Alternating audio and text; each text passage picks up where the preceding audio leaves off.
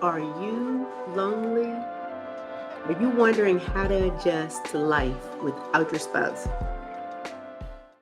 Maybe not that person, but maybe you're at least missing the companionship of marriage or even just the sexual intimacy of marriage because that transition to celibate life, whew, Jesus on the main line. I'm just saying. Well, that's what we're talking about today on From Broken to Beautiful After Divorce. I'm Tiffany. This is my channel. And here we're all about talking about how to thrive victoriously after divorce. Okay, so today we're talking about overcoming the loneliness as we transition through divorce and after divorce. Because listen, loneliness is real. Waking up in your bed realizing you're all alone is real. Realizing you don't have a plus one for the party is real. Even just simple things like who usually gets your children ready for school every morning? Or even like I just experienced on Thursday of this week, having two children in two separate sports that have to be at the same place at the same time. How do you divide and conquer when it's just you? Well, listen, friends, this takes strategy. And today we're going to talk about ways that we can overcome that loneliness because I promise, it is possible. Because this loneliness in this season of divorce is not forever.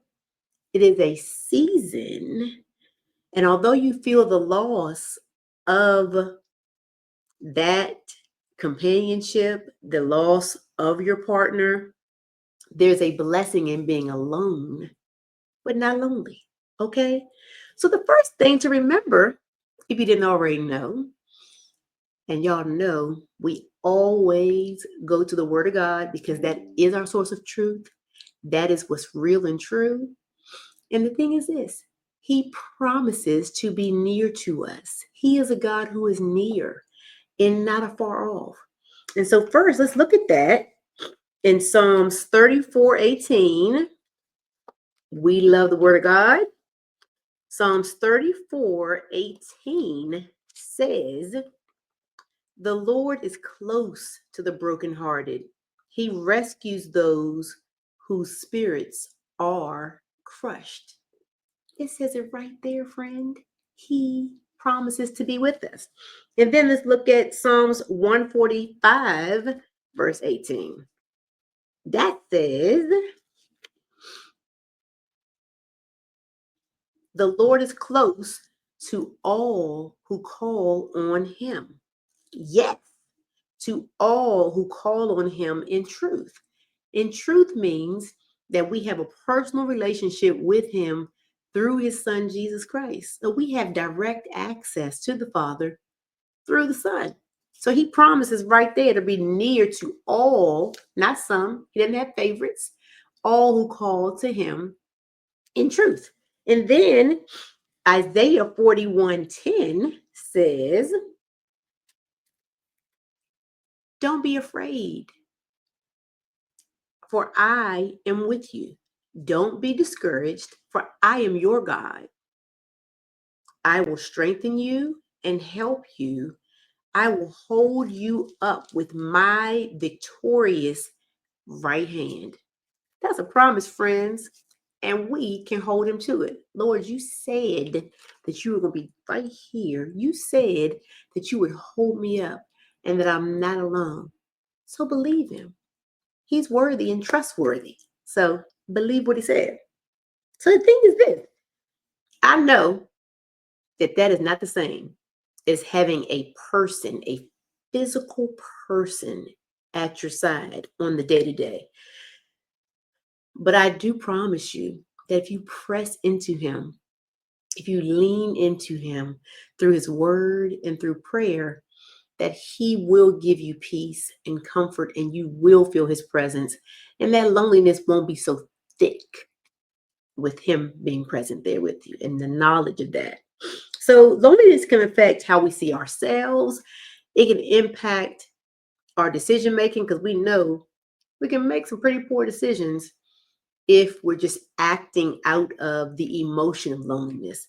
That can put us in some pretty bad situations. So, for the sake of companionship, we have to make sure we're not making poor decisions and just letting any old body in the space. Okay. So, loneliness is not the same as being alone. We have to take some time with ourselves, by ourselves, to process our situation and to be real with ourselves, with the situation, like how it went down, what was our role in it, so we can really be healed from it and rest and reset and not carry a whole bunch of business forward. Because we're talking about living victoriously in Him. You can't do that if you're still looking back or if we're still not healed and haven't given it all completely to the Lord.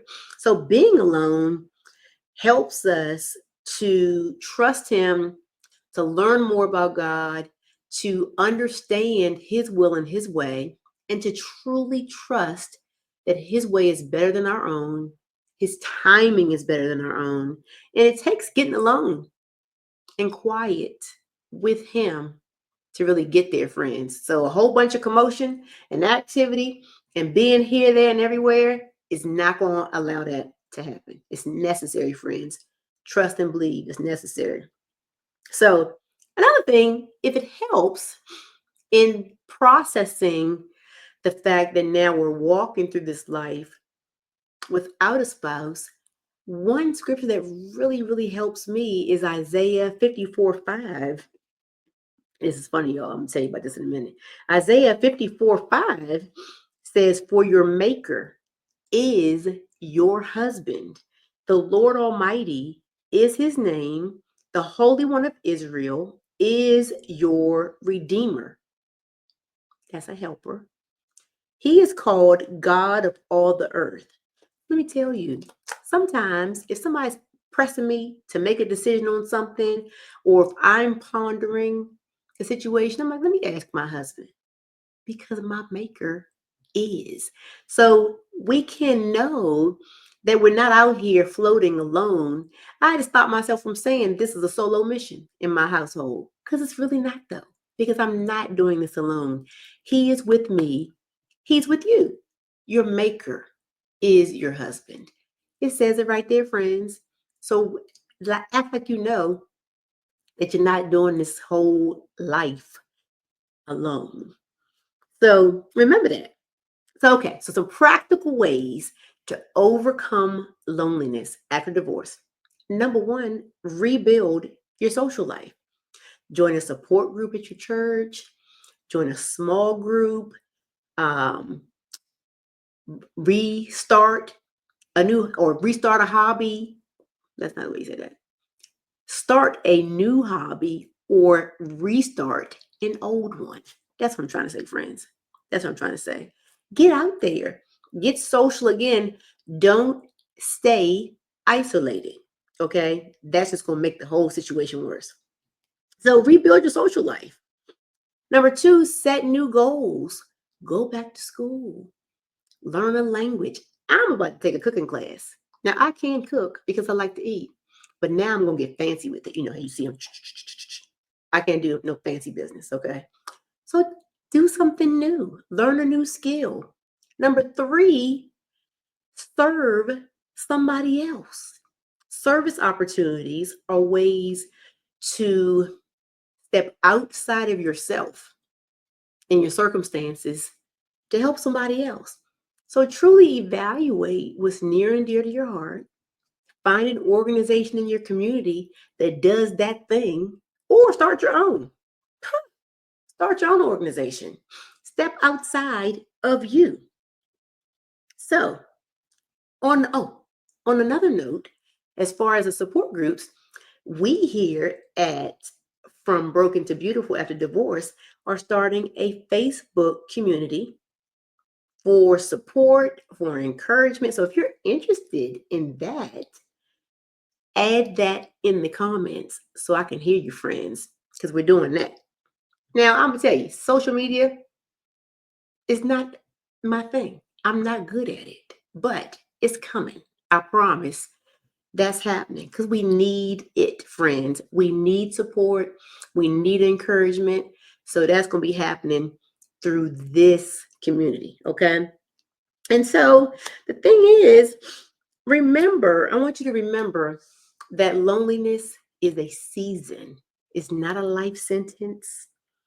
And I want you to determine this week, friends, intentionally determine this week how you are going to either prevent loneliness during this season or improve the loneliness that you're already experiencing by rebuilding your social life, by setting new goals, and or finding an opportunity to serve somebody else, friends.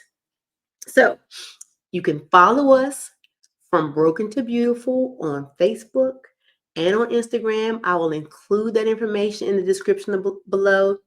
And don't forget, like this video, subscribe so you can know when we're having these conversations, and share it with somebody else. Share it with somebody else who might be blessed to know how to overcome a season of loneliness through God's word, through fellowship with Him, and through community with other people. Do that, y'all. I pray that the Lord will bless you and keep you, that He will cause His face to shine upon you and give you peace. I pray the Lord will turn His face to you and be gracious to you and give you peace. Talk with you later, and bye for now.